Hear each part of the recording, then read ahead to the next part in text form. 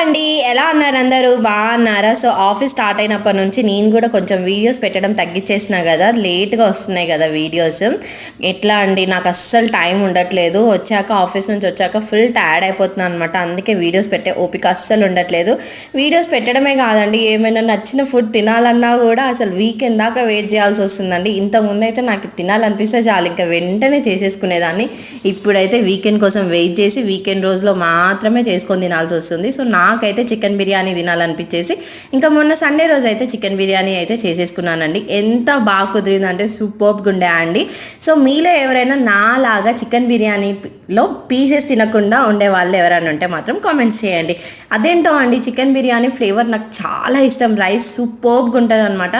Rice ఫుల్గా తింటాను, కానీ పీసెస్ మాత్రం అస్సలు ముట్టాను అనమాట. So if you like this video, please do subscribe to my channel. ఇట్లు మీ సుకన్య భార్గవ్.